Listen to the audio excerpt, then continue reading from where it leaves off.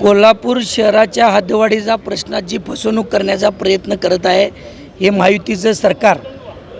एकीकडे म्हणायचं की हद्दवाढ आम्ही करायला सकारात्मक आहोत, आमच्या नियोजनाचा बाब आहे, वेळोवेळी मंत्री महोदयांनी अशी आश्वासनं दिली आणि ज्यावेळेला परवा दिवशी 4 दिवसापूर्वी 42 गावं जी हद्दवाढीत प्रस्तावित होती त्याचा प्रस्ताव वेळोवेळी शासन दरबारी नगरविकास मंत्रालयात पेंडिंग आहे।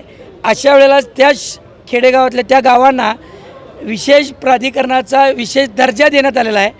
कोल्हापूर प्राधिकरण म्हणजे 2017ला स्थापित झालं होतं, त्या 42 गावांना पुन्हा विशेष दर्जा दिला आणि आम्हाला म्हणायचं 1 एप्रिल 2027ला जी आत्ता सध्या डिजिटल जनगणना चालू आहे ती जनगणना पूर्ण झाल्या आम्ही हद्दवाढ करणार आहोत आणि इकडं विशेष दर्जा मात्र या 42 गावांना द्यायचा।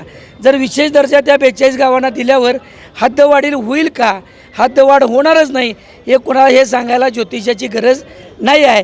त्यामुळं आज तो 42 गावांना विशेष दर्जा दिल्यानंतर पहिली महासभा आहे। मग विरोधी पक्ष म्हणून आमची काँग्रेस आघाडीचं म्हणणं आहे की शहराची हद्दवाढ झाल्याशिवाय कोल्हापुराचा भौगोलिक विकास साधला जाणार नाही, कारण आत्ता जो तिसरी शहर सुधारित विकास योजना करायचं चालू असताना त्यामध्ये सांगण्यात आलं आहे, पहिली ओळ आहे प्रस्तावनेमध्ये की जे आत्ता शहराचं क्षेत्र राहिलेलं आहे ते विकसित आराखडा करण्यायोग्य राहिलेलं नाही आहे, कारण हे क्षेत्रच कमी राहिलेलं आहे। संविधानाच्या आर्टिकल 21 प्रमाणे जी जागा आवश्यक आहे प्रत्येक नागरिकाला राहण्यायोग्य जगण्यायोग्य ही कमी पडते आहे। त्यामुळे हद्दवाढ करणं अपेक्षित असताना हे पुन्हा एकदा या सरकारनं या 42 गावांना प्राधिकरणाचा विशेष दर्जा करण्याचं हे जे काय थोतांड काढलेलं आहे ह्याच्या विरोधात हे आंदोलन आहे, हे रद्द करावं। हद्दवाढच त्याला उत्तर आहे, हद्दवाढ करा। 10 लाखाची लोकसंख्येची मर्यादा आहे, ती जिथपर्यंत 10 लाख लोकसंख्या होते तेवढी हद्दवाढ करा, त्याच्या पुढचा विशेष दर्जा जाहीर करा, आमची काय हरकत नाही। दरवेळेला कोल्हापूर शहराला फसवायचं आणि कोल्हापूर शहराला विकासात्मक बाधा आणायची।